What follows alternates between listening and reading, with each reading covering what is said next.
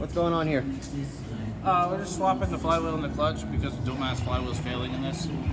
Gotta drop the exhaust, pull the transmission off, pull the clutch off, pull the flywheel back on, and then throw the clutch back on, throw everything back together.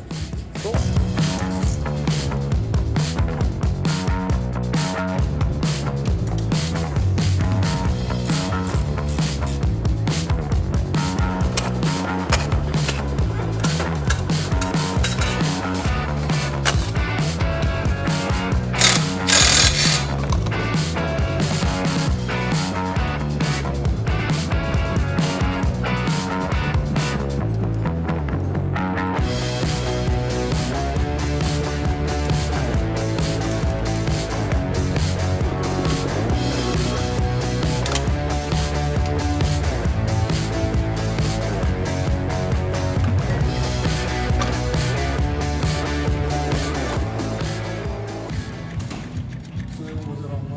That's what failed.